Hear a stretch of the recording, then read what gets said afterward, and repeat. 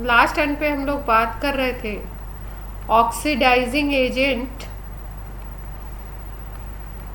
And reducing agent के लिए अगर हमको इक्विवेलेंट वेट निकालना है तो हम कैसे कैलकुलेट करें। ठीक है,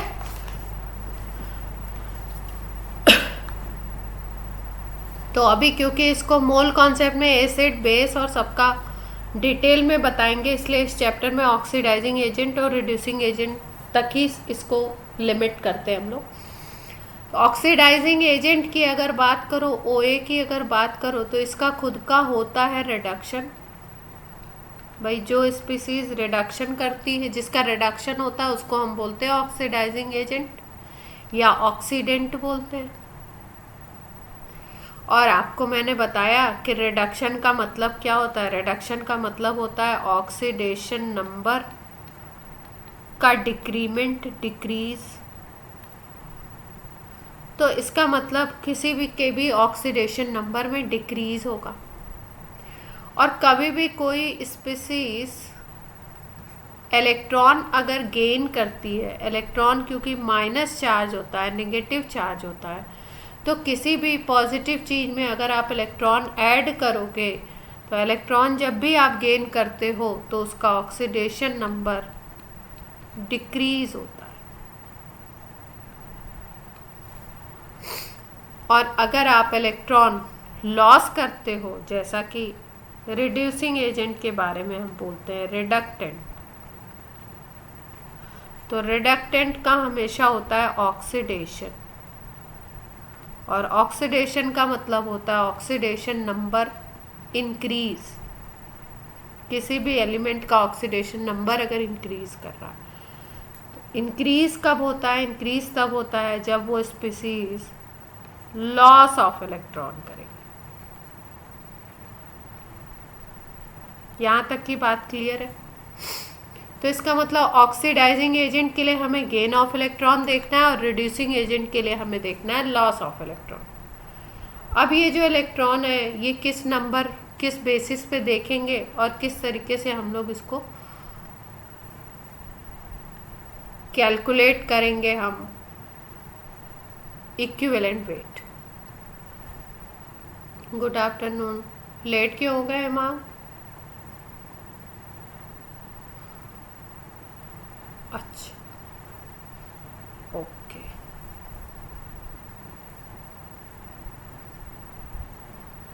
तो हम लोग बात करते हैं कि भाई इक्विवेलेंट वेट की। तो इक्विवेलेंट वेट अगर हमें कैलकुलेट करना है तो कंपाउंड का मॉलिक्यूलर वेट पता होना चाहिए हमें। और मॉलिक्यूलर वेट में हम लोग डिवाइड करेंगे एक फैक्टर से, एक नंबर से। और ये नंबर क्या होगा?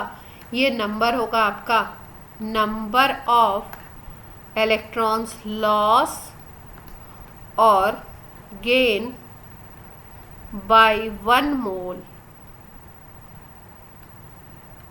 उस ऑक्सीडाइजिंग एजेंट या रिड्यूसिंग एजेंट के 1 मोल से कितने इलेक्ट्रॉन लॉस हो रहे हैं या गेन हो रहे हैं किसी रिएक्शन में, उसकी बेसिस पे हम लोग अगर वो नंबर कैलकुलेट कर लें तो मॉलिक्यूलर वेट से डिवाइड करके उस स्पीसीज का हम लोग क्या निकाल सकते हैं? इक्विवेलेंट वेट निकाल सकते हैं।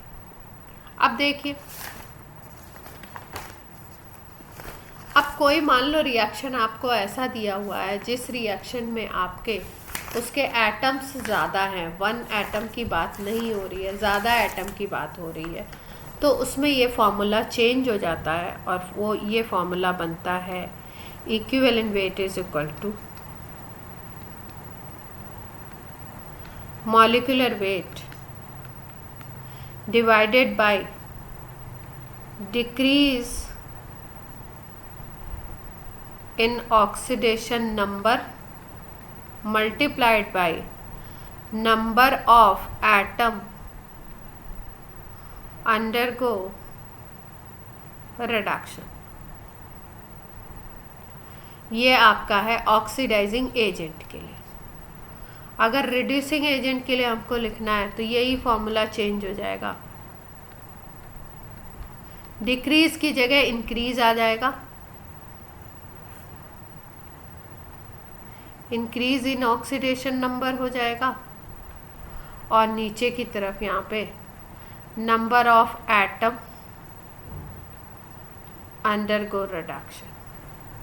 हाँ, कुछ कहना चाहते हैं? अभी इसको एग्जाम्पल से समझा रही हूँ, तब आपको बात समझ में। अब देखो, जैसे मान लो कोई रिएक्शन हो रहा है, सपोज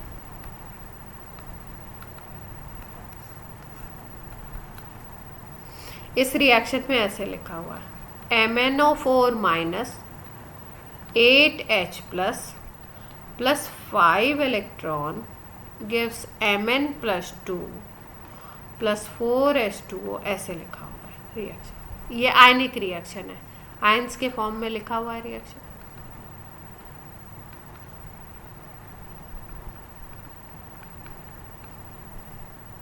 ठीक, अब आपको ये जो MnO4 माइनस है ना, ये बेसिकली आपको मिलेगा KMnO4 से। KMnO4 ऑक्सीडाइजिंग एजेंट है इस रिएक्शन में, और ये रिएक्ट कर रहा है, और इसका हमको निकालना है इक्विवेलेंट वेट,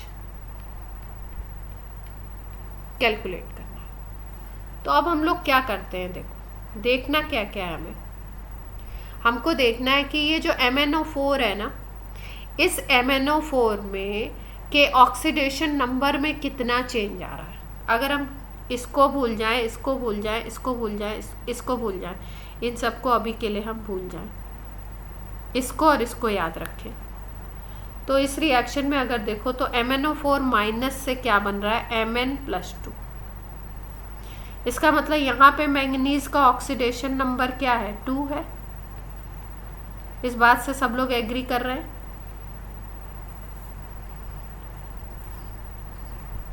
है ना। और यहाँ पे अगर हम देखें Mn का ऑक्सीडेशन नंबर निकालें तो X अगर एज्यूम कर लो आप, तो X इज इक्वल टू +7 आएगा क्या। तो अब हम क्या देख रहे हैं, ऑक्सीडेशन नंबर +7 से किस में जा रहा है, +2 हो रहा है रिएक्शन में। यहाँ पे +7 था, यहाँ से किस पे चला गया, +2 पे चला गया। इसका मतलब 5 यूनिट का डिक्रीज हो रहा है, और ऑक्सीडेशन नंबर में डिक्रीज हो रहा है, मतलब इसका रिडक्शन हो रहा है, और रिडक्शन हो रहा है मतलब ये ऑक्सीडाइजिंग एजेंट है। तो क्वेश्चन में आपको गिवन है कि ऑक्सीडाइजिंग एजेंट है। अब देखो, अब यहाँ पे Mn का एक एटम है, यहाँ पे भी एक एटम है। अगर दोनों तरफ एटम सेम है तो हमें कुछ भी नहीं करना है, हमें क्या देखना है कि उस रिएक्शन में कितने का यूनिट का डिक्रीज आ रहा है। 5 यूनिट का डिक्रीज आ रहा है, और ये जो रिएक्शन लिखी हुई है यहाँ पे भी देखो 5 इलेक्ट्रॉन का गेन हो रहा है। अभी जो बात मैंने कही आपको कि अगर कोई स्पीसीज का ऑक्सीडेशन नंबर डिक्रीज होता है तो इसका मतलब वो इलेक्ट्रॉन का गेन करता है। तो इस रिएक्शन को देखने से भी हमें यही पता लग रहा है जो रिएक्शन क्वेश्चन में गिवन है कि भाई MnO4 माइनस 5 इलेक्ट्रॉन को गेन करता है, इसमें ऐड हो रहे हैं, तब ये Mn प्लस 2 बनाता है। तो हमें क्या पता लग गया, या तो ये आप 5 यूनिट डिक्रीज देख लो, या कितने इलेक्ट्रॉन वो गेन कर रहा है वो देख लो। तो मॉलिक्यूलर वेट अगर इस केस में निकालना है तो हमारा इक्विवेलेंट वेट निकालना है, तो molecular weight divided by factor. अब ये फैक्टर क्या है, इलेक्ट्रॉन कितने वो गेन कर रहा है। तो आपने मॉलिक्यूलर वेट के MnO4 का हम कैलकुलेट करेंगे, और ये फैक्टर 5 हो गया, 5 से डिवाइड कर देंगे कि MnO4 का अगर मॉलिक्यूलर वेट निकालते हैं तो दिस विल कम 158। ठीक है, पोटेशियम का 39 लेते हैं मैं, और Mn का शायद हम लोग लेते हैं 54 पॉइंट कुछ होता है, अराउंड 55 लेते हैं, और ऑक्सीजन का आपको पता ही है 16 होता है। सब हाँ, सबको ऐड करोगे आप तो आपका 158 आना चाहिए। ये माइनस क्यों लिख दिया मैंने, तो वेट है ना, तो 158 आता है। तो KMnO4 अक्सर करके पूछते हैं, इसलिए इसका मॉलिक्यूलर वेट हम लोग थोड़ा सा ध्यान ही रखते हैं, याद रखते हैं, कैलकुलेट ना करना पड़े। तो 158 डिवाइडेड बाई 5 आ जाएगी वैल्यू इसकी। इतनी बात क्लियर है। अब देखो इस रिएक्शन को अगर ध्यान से देखो ना, तो इसमें H+ दिखाई दे रहा है हमें, H+ हमने यूज़ किया, इसका मतलब ये रिएक्शन एसिडिक मीडियम में हो रहा है। वैसे क्वेश्चन में आपको लिखा होगा when KMnO4 react with some species in acidic medium and it's gets converted into Mn+2 and this reaction occur, reaction आपको लिखा होगा। तो आप क्या करोगे, सीधे सीधे आप देखोगे यहाँ पे भी Mn के कितने एटम है, यहाँ पे भी, अगर दोनों सेम है तो हम लोग क्या करेंगे, सीधे सीधे डिक्रीज निकालेंगे और उसको नंबर से क्या करेंगे, 5 यूनिट का डिक्रीज हो रहा है तो मॉलिक्यूलर वेट कैलकुलेट करो और 5 से डिवाइड कर दो। सिंपल, क्लियर हुई बात। अब देखो, अब सपोज आपको दूसरा रिएक्शन दिया हो, किस में कन्वर्ट नहीं करेंगे, नहीं, हाँ बेसिक क्यों कन्वर्ट करना है, हमें जिस मीडियम में इक्वेशन दिया है उसी मीडियम में करना है काम। अब मान लो ऐसे दिया हुआ इक्वेशन, ठीक है, ये KMnO4 बेसिकली 3 तरीके के मीडियम में काम करता है, एक न्यूट्रल, एक एसिडिक और एक बेसिक, तीनों में काम करता है। स्ट्रॉन्ग ऑक्सीडाइजिंग एजेंट है क्योंकि, तो मान लो ये न्यूट्रल मीडियम में ये रिएक्शन ये दे रहा है। अब क्या किया इन्होंने, रिएक्शन को पूरा नहीं लिख के दिया हमें, जैसे यहाँ पे पूरे फॉर्म में लिखा हुआ था ऐसे नहीं लिखा, ऐसे लिख दिया, ठीक है कोई बात नहीं, हमें तो इसी से काम है, हमें तो और किसी से काम नहीं। तो अब क्या करें, पहला काम क्या करना है, Mn का ऑक्सीडेशन नंबर देखना है हमें।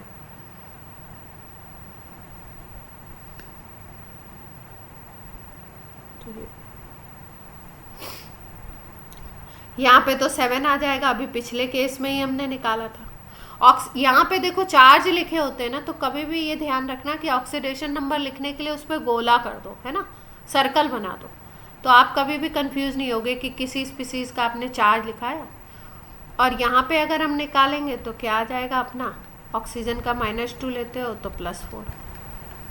तो अगर आप देखो तो यहाँ पे भी Mn का एक ही एटम दिख रहा है आपको, यहाँ पे भी एक ही दिख रहा है। जब सिमिलर एटम होते हैं तो सीधे सीधे डिक्रीज देख लेते हैं, 3 यूनिट का डिक्रीज हो रहा है।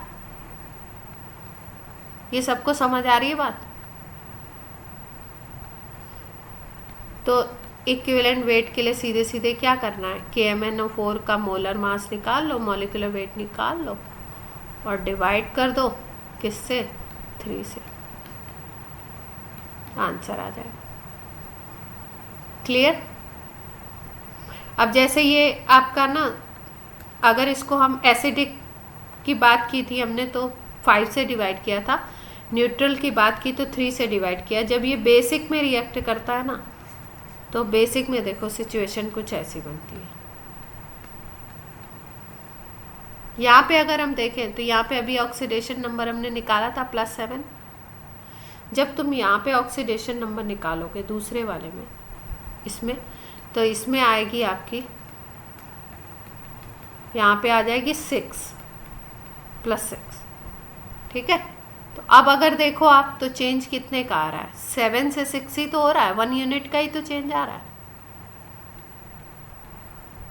तो 1 यूनिट का चेंज है तो इक्विवेलेंट वेट कैसे निकाल सकते हैं, मॉलिक्यूलर वेट डिवाइडेड बाय 1, तो आपका 158 आ जाएगा। यहाँ तक बात क्लियर हुई, किसी को कोई प्रॉब्लम है तो पूछ लो।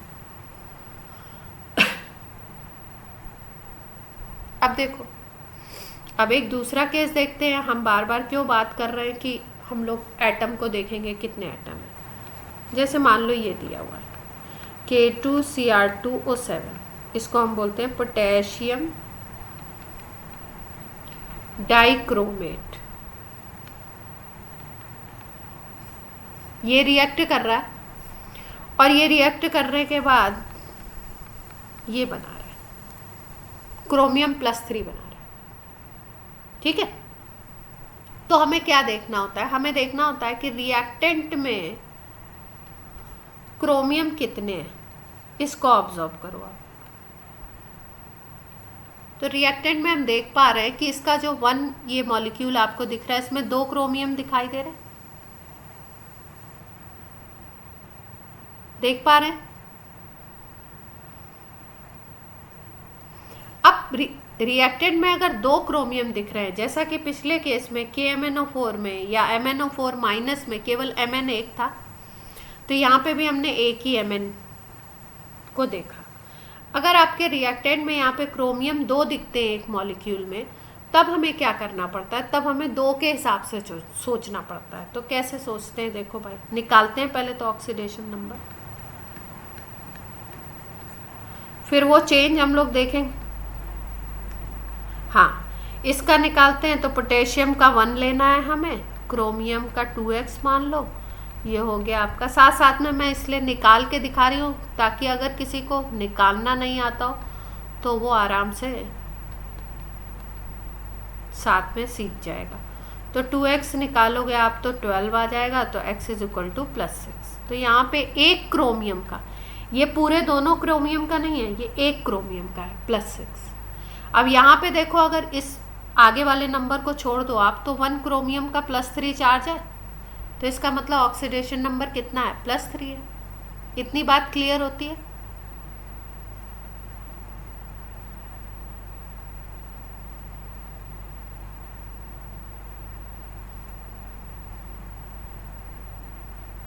हाँ, अब यहाँ पे देखना कैसे है, देखो 6 से जा रहा है +3 पे, तो अगर हम देखें तो कितने यूनिट का चेंज दिख रहा है, 3 का चेंज दिख रहा है, ठीक है।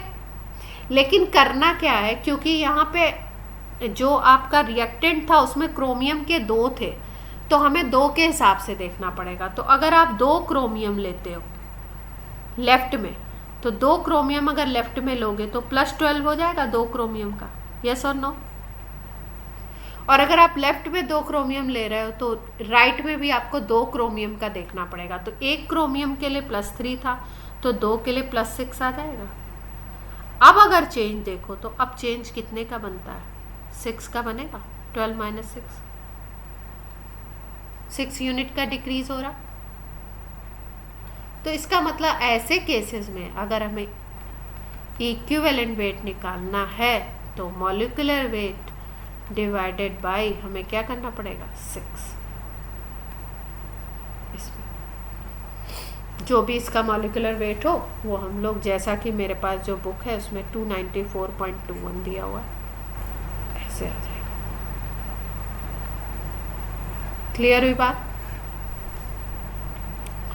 क्रोमियम का तो मुझे भी नहीं याद है, टेबल देखनी पड़ेगी। 50 के आसपास होगा, लेकिन आसपास से काम नहीं चलता है। कई बार क्वेश्चन में आपको मॉलिक्यूलर वेट गिवन ही होता है, ठीक है। तो कुछ के जैसे KMnO4 बहुत पूछा जाता है, तो KMnO4 का याद ही रख लो कि 158 है, बहुत पूछते हैं KMnO4। अब देखो, जैसे मान लो कोई रिड्यूसिंग एजेंट है, ये तो ऑक्सीडाइजिंग एजेंट की बात होगी। रिड्यूसिंग एजेंट है अगर, तो रिड्यूसिंग एजेंट में क्या करेंगे, रिड्यूसिंग एजेंट में आपका यहाँ पे इक्विवेलेंट वेट निकालना है, तो आप मॉलिक्यूलर वेट निकाल लो divided by increase in oxidation number, देख लो जितने यूनिट का हो रहा है उसके अकॉर्डिंग आप निकाल लो, ठीक है बात। अब देखो, एक ऐसे दिया हुआ C2O4 - 2 plus MnO4 minus plus H plus gives Mn+2 plus CO2, ऐसे लिखा हुआ है ना। ये क्वेश्चन है और इसमें क्या दे रहे हैं, बोल रहे हैं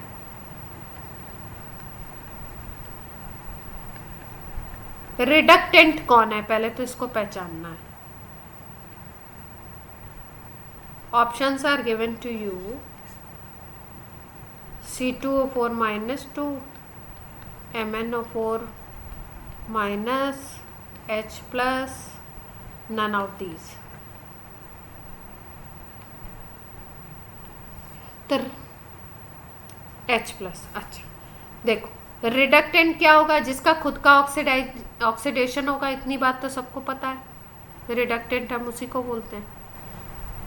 तो ऐसा कंपाउंड देखना है जिसका ऑक्सीडेशन हो। कुछ नेटवर्क का इश्यू होगा, मैं मोबाइल से कनेक्ट करती हूँ, 1 मिनट आप लोग होल्ड करो।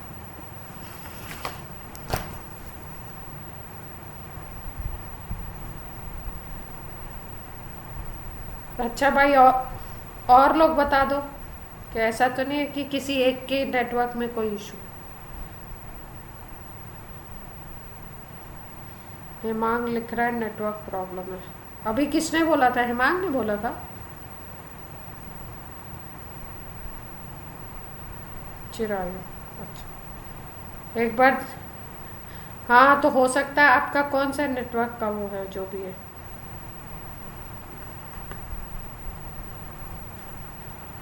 वाईफाई है तो नहीं होना चाहिए।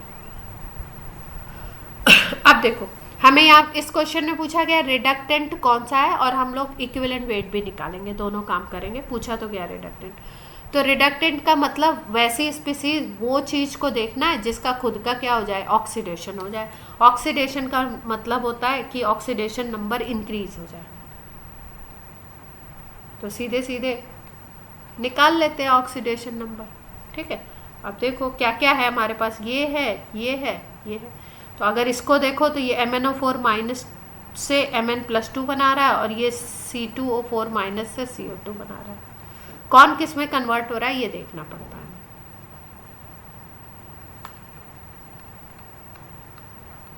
तो पहले इसको चेक करते हैं, MnO4 माइनस को चेक करते हैं। तो यहाँ पे अगर हम निकालें तो +7 आया था, अभी निकाला था पिछले वाले में, और यहाँ पे +2 दिखाई दे रहा है। तो इसका मतलब डिक्रीज हो रही है ऑक्सीडेशन नंबर। ऑक्सीडेशन नंबर अगर डिक्रीज करती है तो वो क्या होता है, उसका होता है रिडक्शन, और वो होता है ऑक्सीडाइजिंग एजेंट। और वैसे भी हमने आपको बताया स्ट्रॉन्ग ऑक्सीडाइजिंग एजेंट है, तो ये ऑक्सीडेशन ही करवाएगा किसी का, तो ये तो ऑक्सीडाइजिंग एजेंट है। अब दूसरे को चेक करते हैं। दूसरा है C2O4-2, इसको बोलते हैं ऑक्सिलेट आयन, जैसे इसको बोलते हैं पर मैग्नेट आयन, इसको बोलते हैं oxalate ion.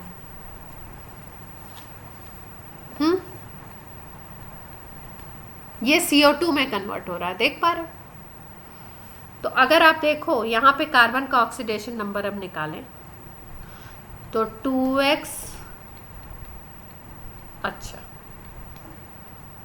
2x is equal to क्या गया, -2, यहाँ पे +8, तो 2x इज इक्वल टू +6, इसका मतलब यहाँ पे +3 है। और यहाँ पे अगर देखो तो 4 आ गया, तो इसका मतलब 3 से कितने पे जा रहा है, ये 3 था यहाँ पे, और 3 से कहाँ पे जा रहा है, ये +4 पे। तो इंक्रीज हो रहा है ऑक्सीडेशन नंबर, यही तो हमें चाहिए था। ऑक्सीडेशन नंबर का इंक्रीज हो रहा है मतलब उसका ऑक्सीडेशन हो रहा है, तो वो खुद क्या होगा, रिडक्टेंट। यही पूछा गया था, तो ऑप्शन आपका क्या हो गया, ए हो गया। सबको क्लियर है?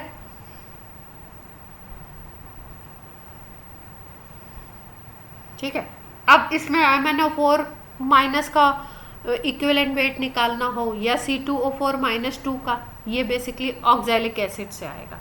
अगर इस पूरी रिएक्शन को हम ऐसे लिखें ना,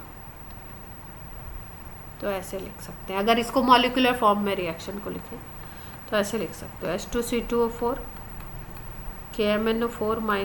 KMnO4 H+ से रिएक्ट करेगा, CO2 बनाएगा, और Mn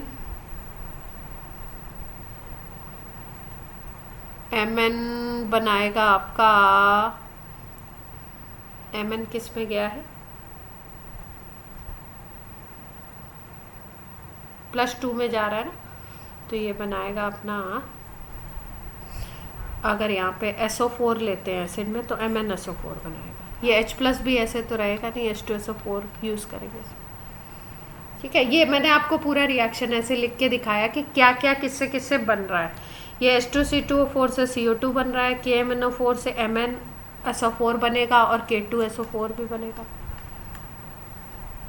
ठीक है, तो ये कन्वर्जन हो रहा है। अब इसमें अगर हमें इसका ऑक्सीडेशन इसका निकालना है, पहले वाले का या दूसरे वाले का, तो क्या करें, इसमें कितना चेंज है, इसमें कितना चेंज है देख लेते हैं। और अगर MnO4 माइनस का निकालना है तो इसका निकाल सकते हैं, इसका निकालना।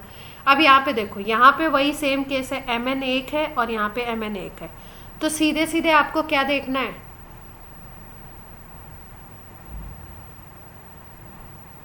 देखो MnO4 माइनस Mn+2, +7 से +2 जा रहा है तो 5 का डिक्रीज हो रहा है। तो आप क्या कर सकते हो, अगर इसका निकालना है EQ, तो मॉलिक्यूलर वेट डिवाइडेड बाय 5 कर सकते हो, सीधे सीधे देख रहे हो 5 का डिक्रीज हो रहा है। लेकिन अगर C2O4 -2 का देखना है तो यहाँ पे रिएक्टेंट में कार्बन के 2 है ना, तो अब आपको 2 के लिए चेक करना पड़ेगा अगर आपको इक्विवेलेंट वेट निकालना है।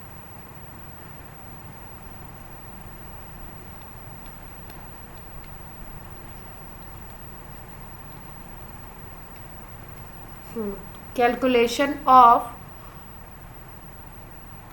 Equivalent weight of oxalic acid दे दिया है,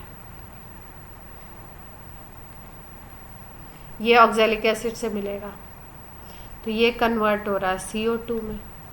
अब क्या करें, इसको बैलेंस कर दें, यहाँ पे 2 कार्बन तो यहाँ पे भी 2। अब यहाँ पे हमने निकाला था क्या, ऑक्सीडेशन नंबर, यहाँ पे +3 थी, यहाँ पे +4 थी।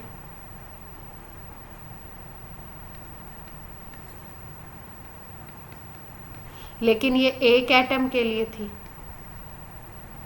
पर कार्बन के 2 हैं, तो 2 एटम्स के लिए देखते हैं। तो ये हो जाएगा आपका कितना, 6,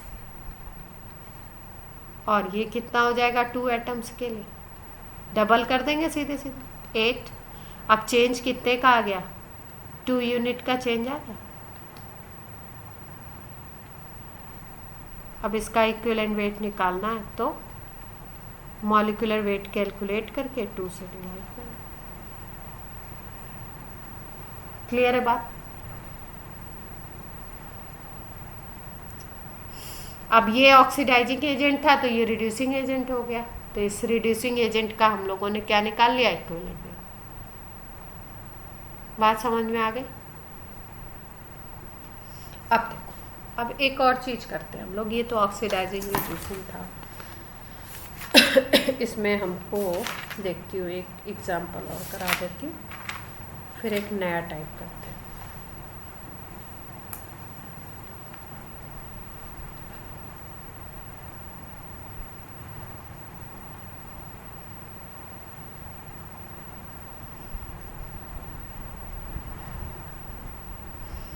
एक कोई स्पीसीज है, उसमें बोल रहे हैं कि N जो है ना वो +5 में है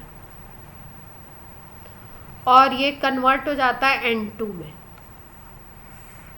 तो ये जो स्पीसीज है जिससे +5 है, इसका इक्विवेलेंट वेट निकालना है। तो अब क्या करें हम लोग, देखो ये +5 में है और यहाँ पे अगर N2 को देखो तो ये 0 में होगी, क्योंकि नाइट्रोजन फ्री स्टेट में है, एलिमेंटल स्टेट में एलिमेंट है। तो अगर आप चेंज देखते हो यहाँ पे, तो चेंज क्या आना चाहिए, हाँ +5 -5, ओवरऑल में चेंज अगर देखें तो 5 यूनिट का चेंज दिख रहा है हमको।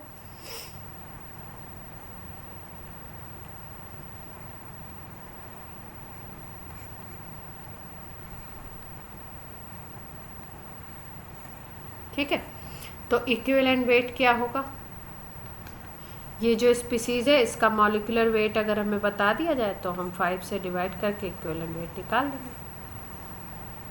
अब देखो, कुछ बच्चे ये भी पूछ सकते हैं कि भाई यहाँ पे तो नाइट्रोजन 1 है, यहाँ पे नाइट्रोजन 2 है, तो अब हमने 2 के लिए क्यों नहीं किया। हमें यहाँ वाले नाइट्रोजन से मतलब नहीं है, बेसिकली एटम से हमें किससे मतलब है, इससे मतलब है। अगर रिएक्टेंट में 2 एटम्स हैं तो आप यहाँ पे भी 2 एटम के लिए कैलकुलेट करो, यहाँ पे भी 2 के लिए।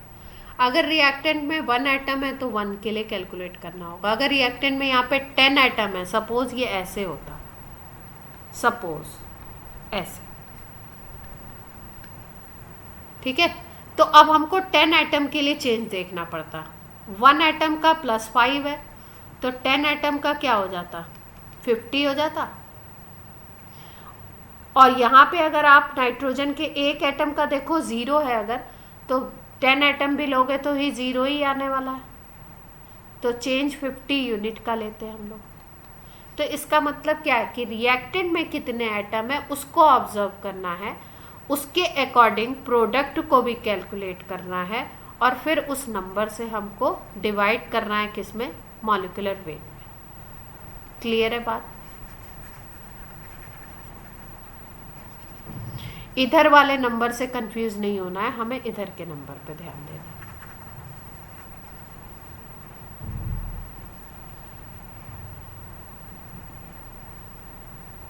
अब नेक्स्ट कौन बताएगा?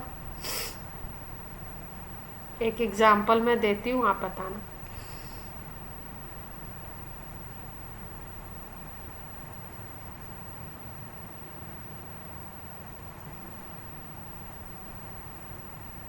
क्या बात है,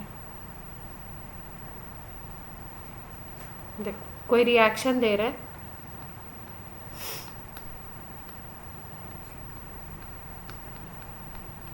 ऐसे, ठीक है। अब बताइए कौन ट्राई करना चाहेगा? इक्विवेलेंट वेट निकालना है इसका N2 का।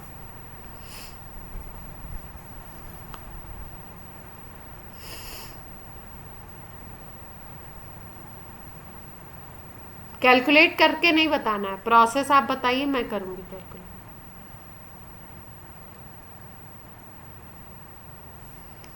हाँ, पहला काम करें, ऑक्सीडेशन नंबर लिख लें, यहाँ पे 0,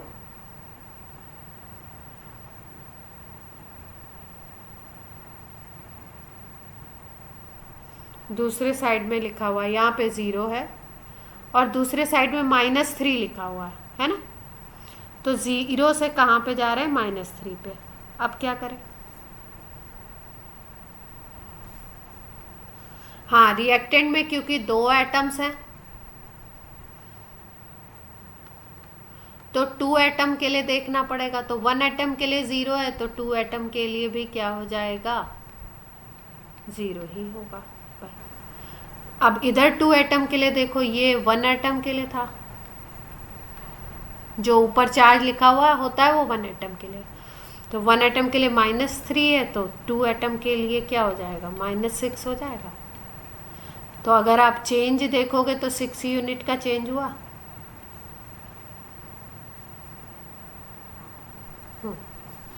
तो इसका मतलब आपको इक्विवेलेंट वेट निकालना है, अगर किसका, N2 का, इसका ही तो निकालना है।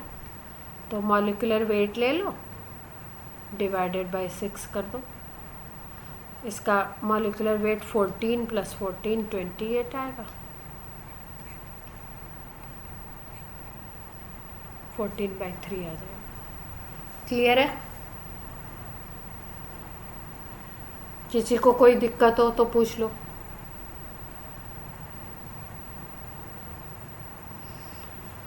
ऐसे केसेस हमको क्वेश्चंस में देखने को मिल सकते हैं इक्विवेलेंट वेट में। अब देखो, जैसे ये दिया हुआ 2s2 + 2, ये कन्वर्ट हो रहा है s4 में, यहाँ पे लिखा हुआ 5/2 प्लस का ऐसे, ठीक है, और इसका निकालना है हमको।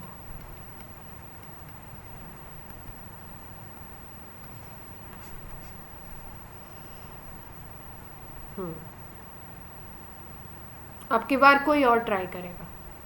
विदुषी आप ट्राई करो, चलो बताओ कैसे करो।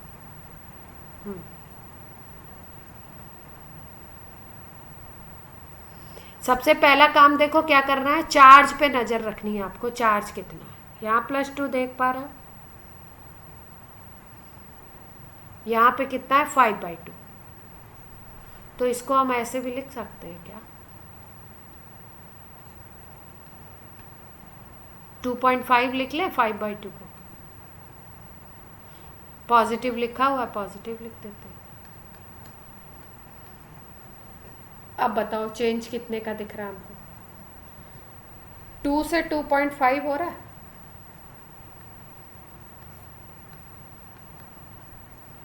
पर यहाँ पे कितने एटम्स दिख रहे हैं आपको? 2 एटम्स दिख रहे हैं इसमें नीचे। ये 1 एटम के लिए है तो 2 एटम के लिए निकालना पड़ेगा हमें, क्योंकि रिएक्टेंट में यहाँ पे 2 एटम्स है। 2 एटम्स के लिए निकालना है तो ये 2 मल्टीप्लाइड बाई 2 हो गया, और यहाँ पे 2.5 मल्टीप्लाइड बाई 2 हो जाएगा। ये 4 आ गया और ये कितना आ गया? 5 आ गया। अब अगर चेंज देखें तो कितनी यूनिट का आ गया? 1 यूनिट का आ गया। 4 और 5 में 1 यूनिट का ही तो चेंज, तो इक्विवेलेंट वेट आ जाएगा।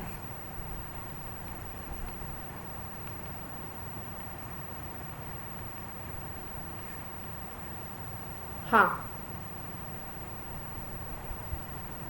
क्या S2 से? नहीं, इसको कंसीडर नहीं करना है, अपने को ये देखना है इसकी एटॉमिसिटी कितनी है। जो नीचे नंबर लिखा होता है इसको एटॉमिसिटी बोलते हैं। जैसे ये लिखा हुआ है ना N2O3 O2, अगर इसमें बोला जाए नाइट्रोजन की एटॉमिसिटी तो 2 है। यहाँ पे ऑक्सीजन की एटॉमिसिटी तो 3 है, यहाँ पे ऑक्सीजन की एटॉमिसिटी तो 2 है। CO2 लिखा हुआ है, नंबर ऑफ एटम कितने हैं वो होती है एटॉमिसिटी 1 मॉलिक्यूल में। यहाँ पे कार्बन 1 दिखाई दे रहा है, ऑक्सीजन 2 है, तो टोटल मिला के कितना हो जाएगा एटॉमिसिटी? 3। क्लियर है?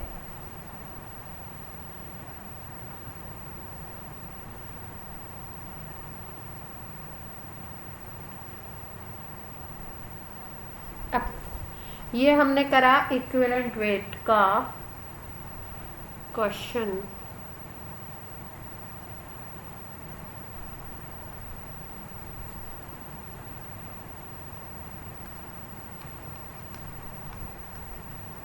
एक और करते हैं, equivalent weight of N2 and NH3।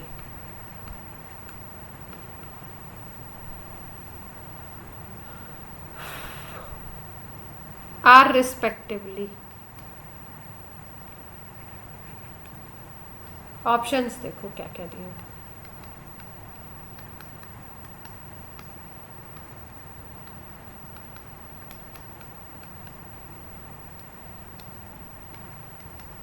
Ayush clear हो रही है चीजें?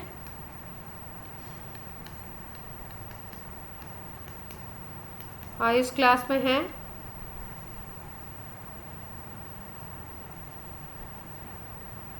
अच्छा, अब देखो, और रिएक्शन आपको गिवन है, ये बन रहा है।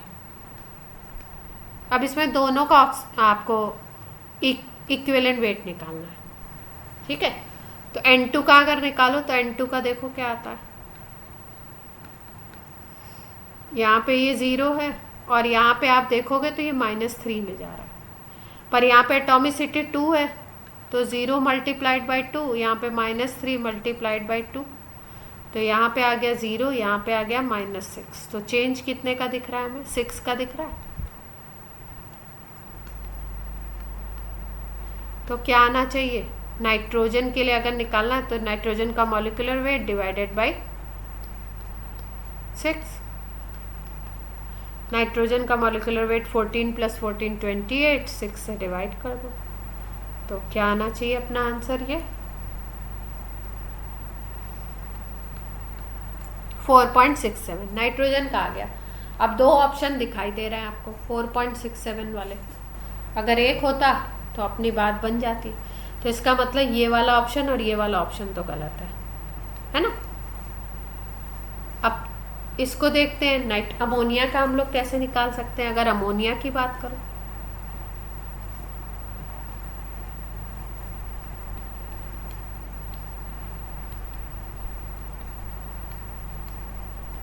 अमोनिया का निकालना है तो अब अगर अमोनिया का निकालना है ना राइट हैंड साइड वाले का, तो अब आप राइट हैंड साइड वाले के हिसाब से आपको सोचना पड़ेगा। राइट हैंड साइड वाले के हिसाब से अगर आपको सोचना है तो आप ऐसे देखो, इस रिएक्शन को उल्टा करके समझ लो, ऐसे समझो, ठीक है। तो आप देखो यहाँ पे नाइट्रोजन का एक एटम था तो उसका -3 था, यहाँ पे नाइट्रोजन का एक एटम होगा तो उसका 0 होगा। तो चेंज कितने का है? 3 यूनिट का दिखाई दे रहा है आपको?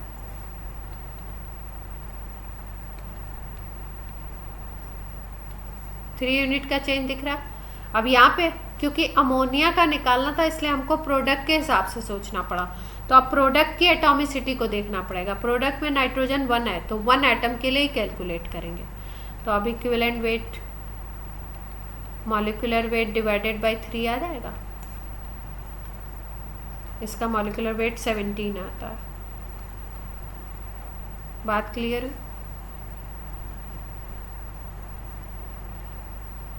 अब ऐसा कोई भी क्वेश्चन आपको दे दिया जाएगा, मेरे ख्याल से अब आप चार्ज वगैरह को देखते हुए कर लेंगे।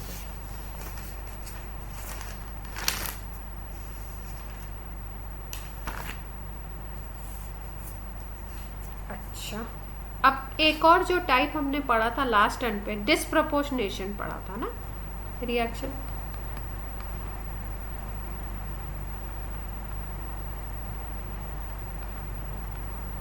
अब इस डिसप्रपोर्शनेशन रिएक्शन में जो मेन बात थी, जो मुद्दे की बात थी, वो ये थी कि एक स्पीसीज होगी कोई, उसी का ऑक्सीडेशन हो रहा होगा और उसी का रिडक्शन हो रहा होगा। अब अगर ऐसी कोई स्पीसीज है जो डिसप्रपोर्शनेशन कर रही है तो उसका अगर हमें निकालना है क्या इक्विवेलेंट वेट, तो कैसे हम कैलकुलेट करें, है ना। क्योंकि अगर ऑक्सीडाइजिंग एजेंट का होता था तो हम चेंज देख लेते थे, रिड्यूसिंग एजेंट का होता था तो चेंज देख लेते थे। अब उसी का ऑक्सीडेशन उसी का रिडक्शन, तब हम लोग चेंज कैसे देखें? अब इसके लिए क्या प्रोसीजर है देखिए।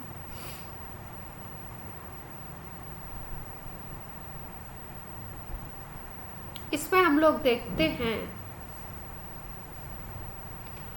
इक्विवेलेंट वेट निकालने के लिए molecular weight divided bye x factor करते हैं। और ये एक्स फैक्टर दोनों केसेस में लेते हैं, ऐसे लेंगे molecular weight divided bye x factor in oxidation and molecular weight divided bye x factor in reduction. बहुत फास्ट तो नहीं हो रहा है, बता दीजिएगा आप लोग।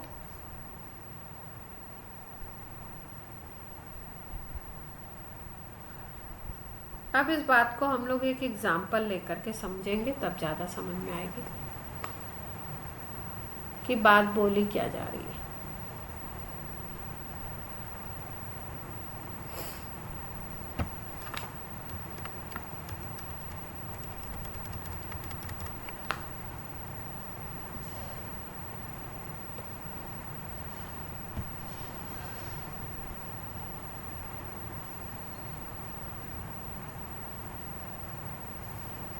जैसे मान लो कोई रिएक्शन हो रहा है,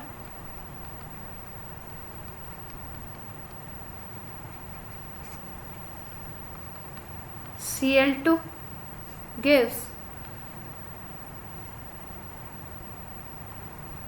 ClO3 minus plus Cl minus, ठीक है।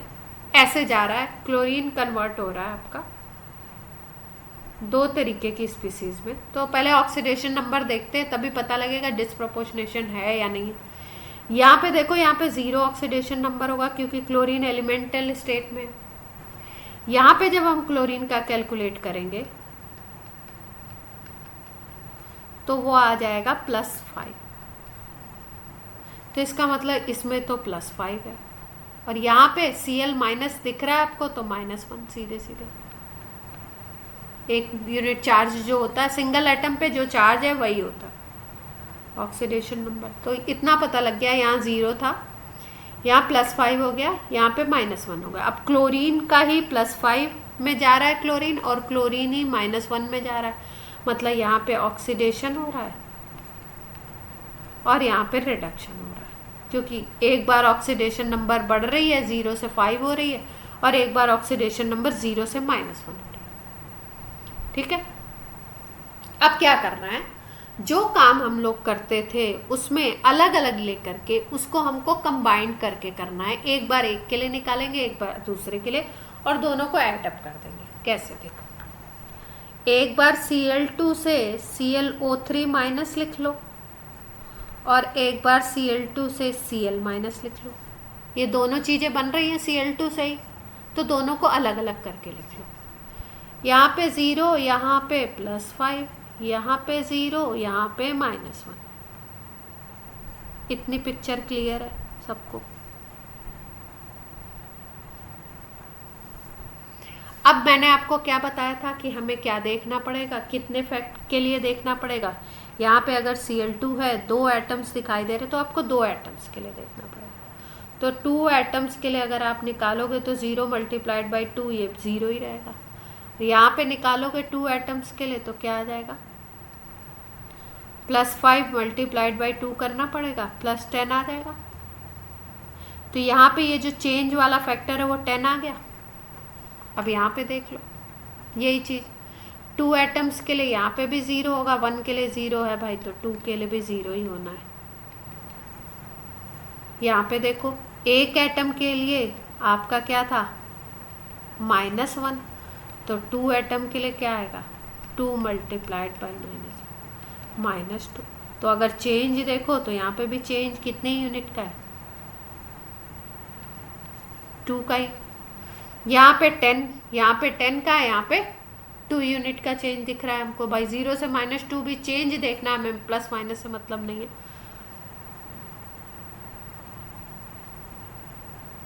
अब अगर हम बात करें कि अब हम इक्विवेलेंट वेट कैसे निकालें, तो यहाँ पे फैक्टर आ गया 10, यहाँ पे फैक्टर आ गया 2, तो क्या करेंगे, सीधे सीधे equivalent weight is equal to molecular weight divided by 10 plus molecular weight divided by 2।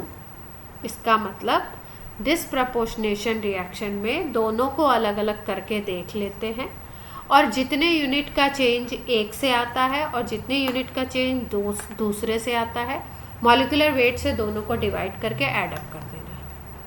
तो अगर क्लोरीन का मॉलिक्यूलर वेट देखो तो एक क्लोरीन का 35.5 होता है एटॉमिक वेट, तो 2 के लिए 71 आ जाएगा।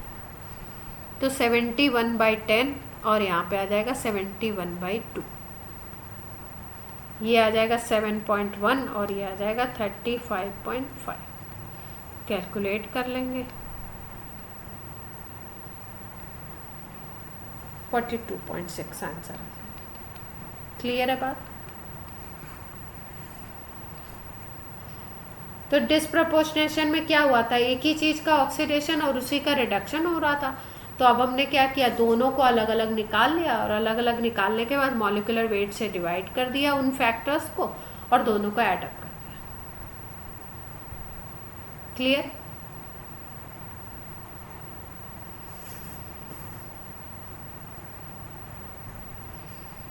अब आपका इस चैप्टर में हमारा रह गया रिएक्शन बैलेंसिंग, तो उसको तो मैं अगले टर्न पे कराऊंगी। कुछ जेई के क्वेश्चंस करवा देती हूँ।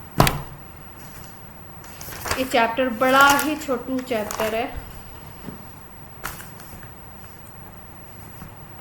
हाँ, रिएक्शन बैलेंसिंग 2 तरीके का। अभी तक तो हम लोग जो 10th के लेवल तक सीखते हैं वो तो हिट एंड ट्रायल मेथड सीखते हैं, और उसके बाद हम लोग फिर सीखते हैं अच्छे मेथड्स। तो उनकी ज़रूरत हमें क्लास 11th के लिए पड़ेगी। 12th में कोई क्वेश्चन बैलेंसिंग पे नहीं आता है। क्लियर है बात? मतलब कंपटीशन में उसकी ज़रूरत नहीं है, बट 11th में आपको बैलेंसिंग पूछी जाती है, इसलिए सीखना जरूरी है।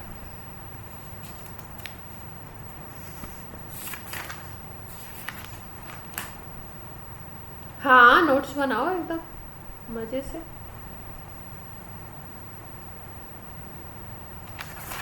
नहीं एनसीईआरटी पढ़ोगे नहीं, एनसीईआरटी पढ़ के और एक आपको आपको प्रदीप लेनी है, प्रदीप ले लो, थोड़ी अच्छी नॉलेज के लिए प्रदीप भी पढ़ेंगे। हाँ जेई के लिए 41 ईयर भी करेंगे। चलो कुछ क्वेश्चंस करवा देती हूँ जेई के।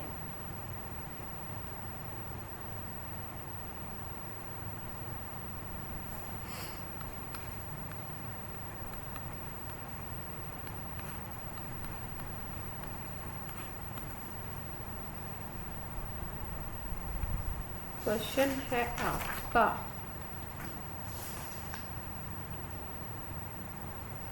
CrH2O whole 6 Cl3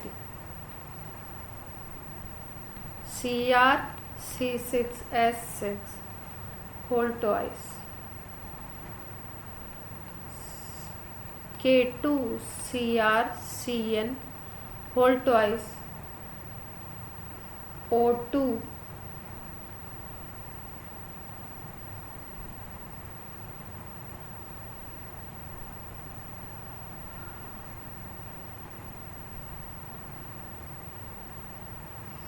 O का होल थ्राइस दिया है, O2 दिया हुआ है, बहुत बड़ा स्ट्रक्चर है, और NH3 भी लिखा हुआ है।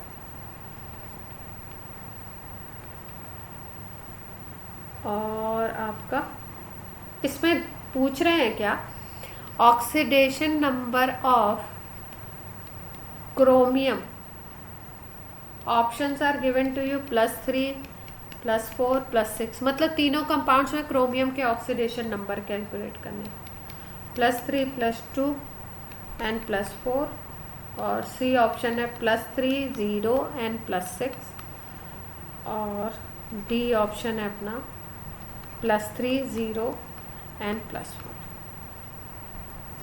ठीक है, अब देखो एक बार मैं थोड़ा सा O और O2 में वो हो रही हूँ, तो एक बार चेक कर लूँ कि क्वेश्चन सही है कि नहीं है, फॉर्मूला सही है इसमें ये वाला। अब पहले और दूसरे में निकालो। पहले देखो ये H2O जो है ना, ये वाटर है, न्यूट्रल मॉलिक्यूल है, तो इसका पूरे का हम 0 ले सकते हैं। ये C6H6 बेंजीन होता है, H2O न्यूट्रल है तो इसका 0 ले सकते हो आप पूरे का, और C6H6 भी बेंजीन होता है तो इसका भी आप 0 ले सकते हो पूरे का ऑक्सीडेशन। अब क्रोमियम की निकालनी है, और Cl का -1 होगा, Cl हेलोजन है तो इसका -1। चलो पहले में निकालो, निकाल के बताओ मुझे क्रोमियम का कितना, +3। अच्छा बाकी सबका निकला,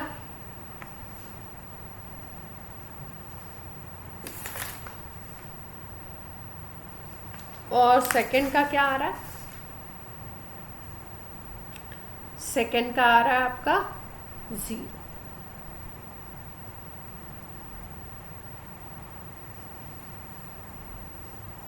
ठीक है देखो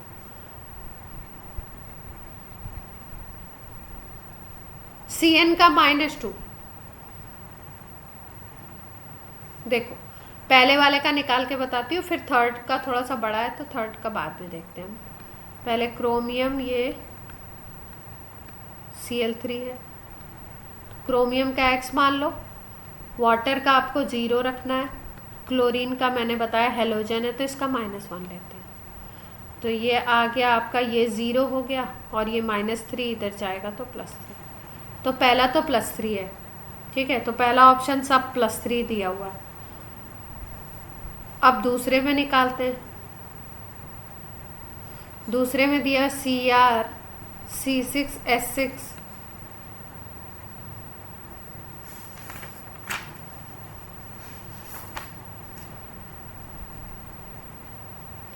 होल टॉइस, ये दिया हुआ है, तो क्रोमियम का निकालना है, C6S6 का हमें 0 लेना है,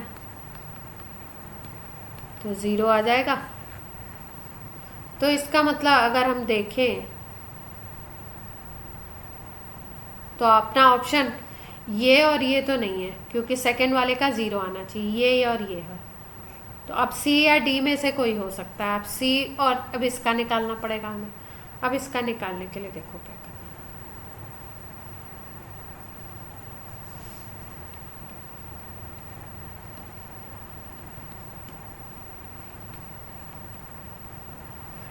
ऑप्शन डी, मुझे भी नहीं पता, देखती हूँ कैलकुलेट करके। ये K2 है, ठीक है। पोटेशियम का क्या लेना है? +1। क्रोमियम की निकालनी है। Cn का हम लोग ले सकते हैं -1। O2 मॉलिक्यूल है तो उसका 0 ले लो। NH3 मॉलिक्यूल है तो उसका 0 ले लो। यहाँ पे देखो एक चीज दी हुई है, O होल ट्वाइस। ये थोड़ा सा कहानी में ट्विस्ट है कि हमारे पास सिंगल O दिया हुआ है और सिंगल O भी नहीं है, उसके कितने एटम्स हैं? 2 एटम्स हैं। तो ये जो 2 एटम्स हैं इनका ऑक्सीडेशन नंबर हम लोग क्या लें? ये पॉइंट की नहीं, ऑक्सीजन है। ऑक्सीजन कौन सी नोबल गैस है? ठीक है, तो ऑक्सीजन अगर केवल इस तरीके से ट्वाइस में लिखा हुआ है ना, और ये कंपाउंड कैसा है? कॉम्प्लेक्स। तो इसमें पूरे चांसेस, जैसा कि मुझे दिख रहा है, इसमें पूरे चांसेस हैं कि ये जो ऑक्सीजन है ना, ये ऐसे हो,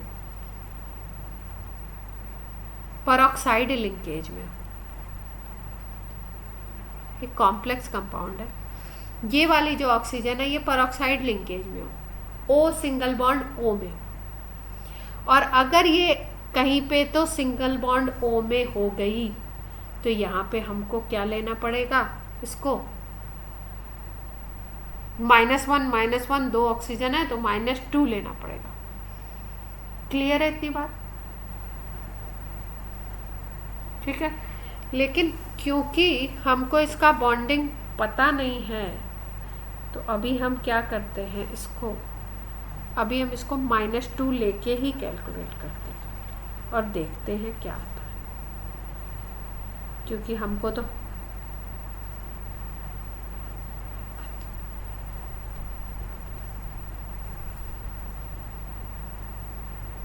अच्छा करके देख लें एक बार, है ना।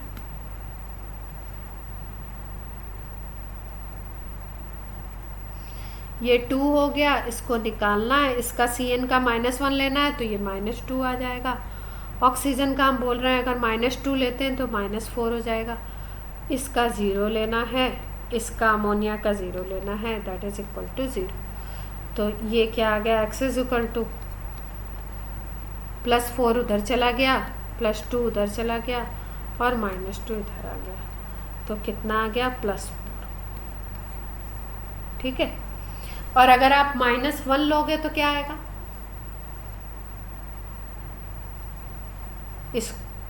इसको -1 लोगे तो +5 आएगा। तो इसका मतलब ऐसी कोई कंडीशन अपने पास ऑप्शन देख रहे हो, या तो +6 हो सकता है या +4 हो सकता है। तो ऑप्शन अपने को ऑप्शन पे भी नज़र रखनी होती है ना, तो अपना ऑप्शन कौन सा हो गया?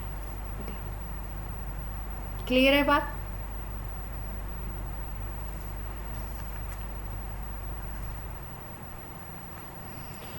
ये आपका 2018 का था।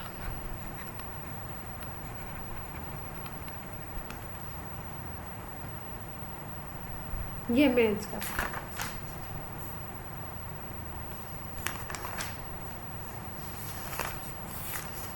ये टॉपिक ऐसा है, इसमें सुपर इजी क्वेश्चन बन सकते हैं, मतलब बनते ही हैं, टफ बनाने का कोई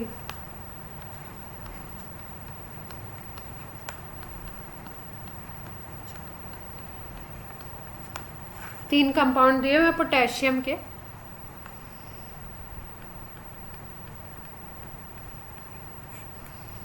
तीनों में ऑक्सीडेशन नंबर निकालनी है। Options are given to you. Oxygen की बतानी है, नहीं सॉरी पोटेशियम की बतानी है। ऑक्सीजन की होनी चाहिए, पोटेशियम की पूछ रहे हैं, क्वेश्चन गलत लिखा हुआ। पोटेशियम तो ऑलवेज +1 में ही होगा।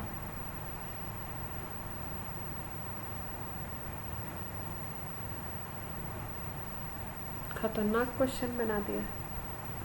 चलो ऑप्शंस लिखते हैं पहले। +1, +4, +2, +1, +2, +4, +1, +1, +1, +2, +1, +½ पोटेशियम की ही पूछे। चलो सोच के बताना, सोच के बोलो।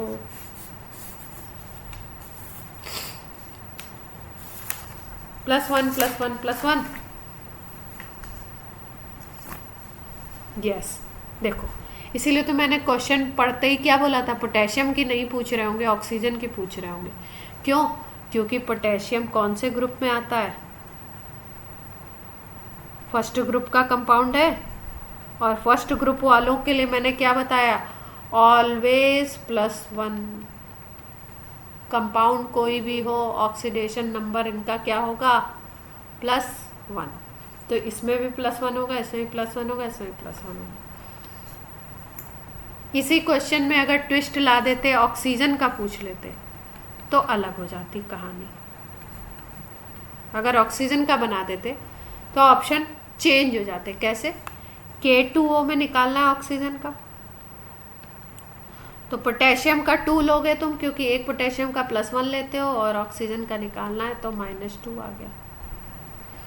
K2O2 में देखो, तो K2O2 में यहाँ पे 2, यहाँ पे 2x = 0, तो 2x = आ गया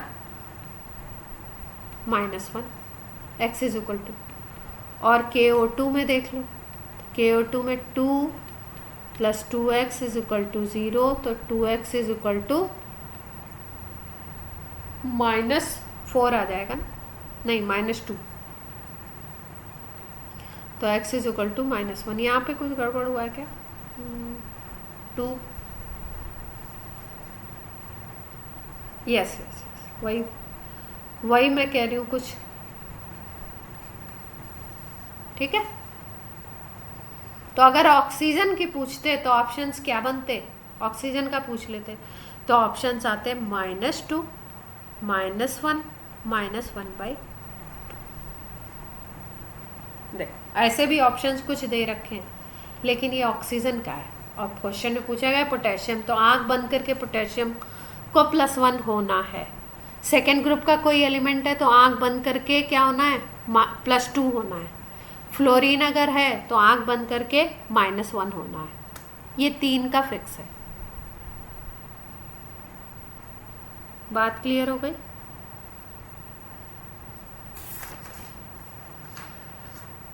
एक मिनट में एक और करेंगे और फिर आपकी क्लास ऑफ करेंगे।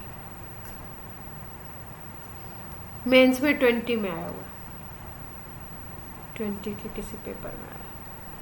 अब तो 4 शिफ्ट होने लगी है ना कोरोना की वजह से।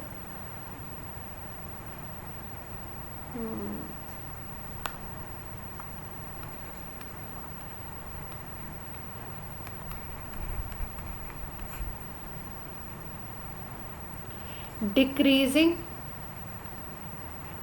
ऑक्सीडेशन नंबर ऑफ नाइट्रोजन,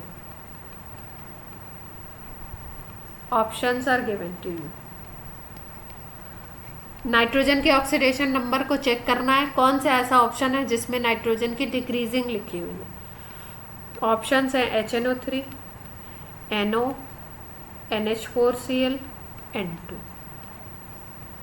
अब इन्हीं को इधर उधर करके लिख दिया गया है, तो क्या करेंगे, सबका निकाल लेंगे और निकालने के बाद चेक कर लेंगे कौन सा ऑप्शन बन रहा है जिसमें ज़्यादा से कम की तरफ लिखा गया है।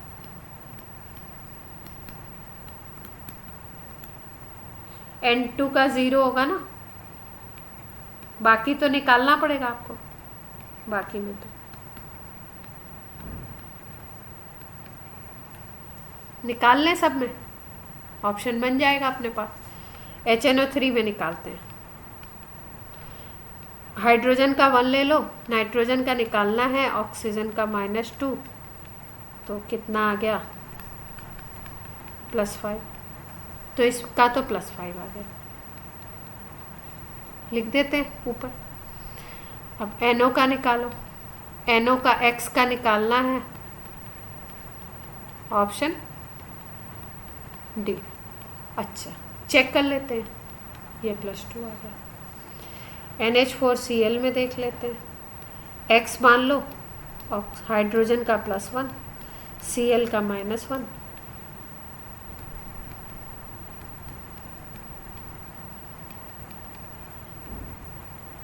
-3, और N2 जो होता है, N2 तो एलिमेंटल स्टेट है तो 0 हो गया। तो डिक्रीजिंग ऑर्डर में किस में लिखा हुआ है देख लो, जिसमें NH4Cl लास्ट में लिखा होगा वही होगा, ये मिल रहा है हमको, +5, +2, 0 और -3। ठीक है, डिक्रीजिंग ऑर्डर में देखना। क्लियर?